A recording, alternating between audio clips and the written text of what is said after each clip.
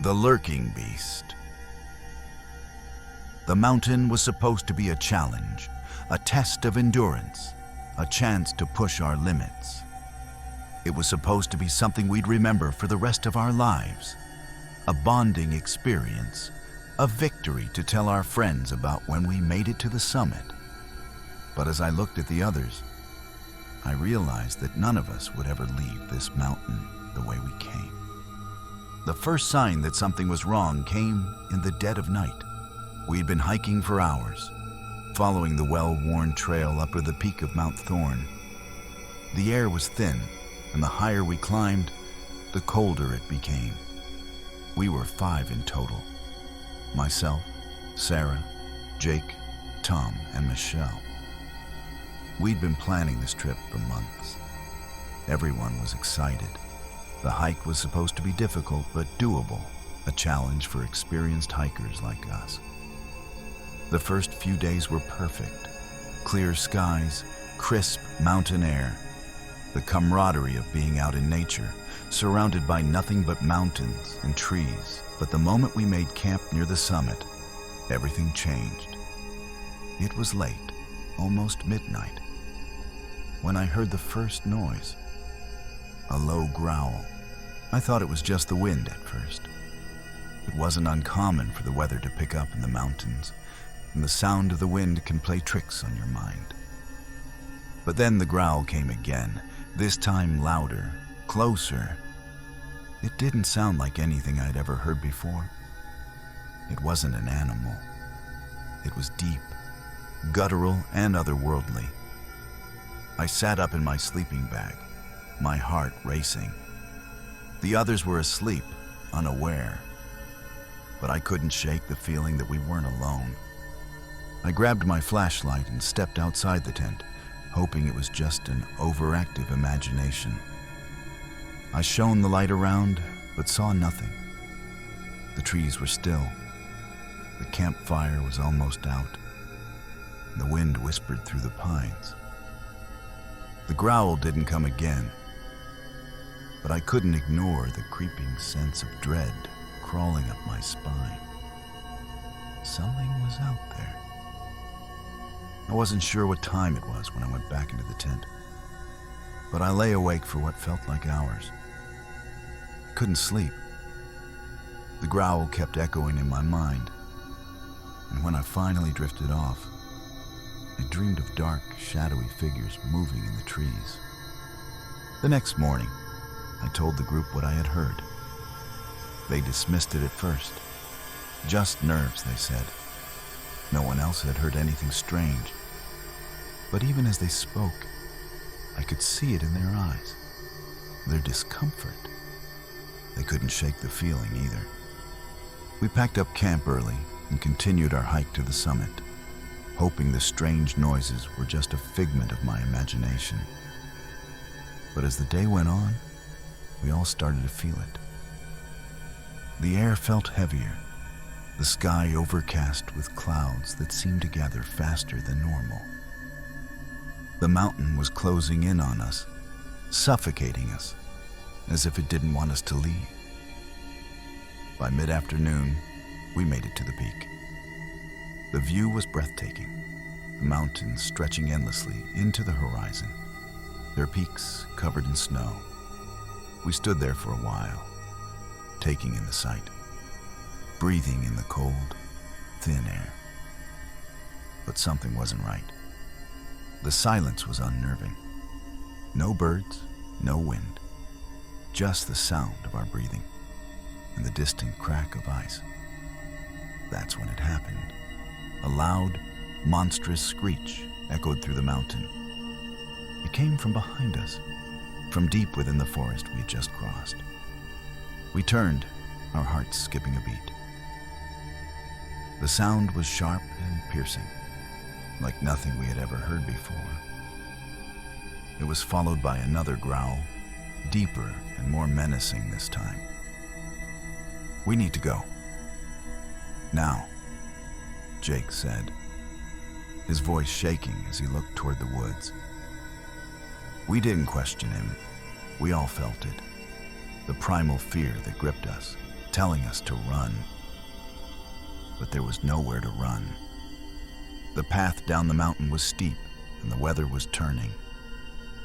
The clouds overhead were growing darker, and the wind was beginning to pick up again, howling in the distance. "Move!" I shouted, and we all began to scramble back toward our gear. But it was too late. The growl grew louder, closer, and then the screeching sound came again, followed by a massive crash through the trees. Something enormous was moving in the forest, something powerful. We couldn't see it, but we could feel it. The ground beneath us trembled as the creature moved closer, its presence overwhelming. "We need to get to higher ground," Tom said, his voice strained. "We can't outrun it if it's already tracking us." We moved quickly, scrambling up the rocky terrain toward the ridge. But as we climbed, we heard the unmistakable sound of something large, something huge, crashing through the trees below. It was gaining on us. The trees were in motion, not from the wind.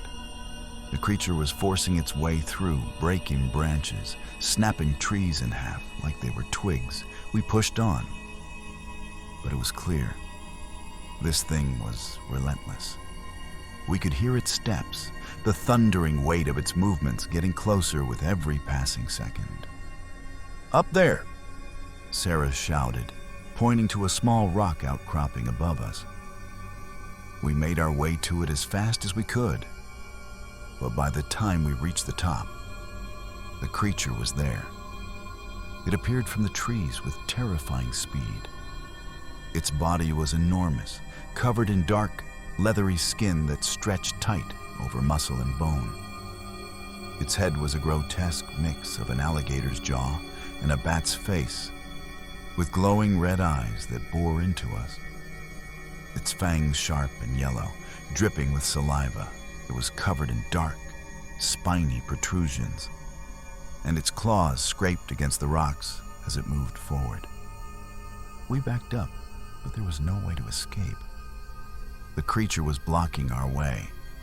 Its screeches filled the air, and it lunged, its massive claws reaching for us. We fought back.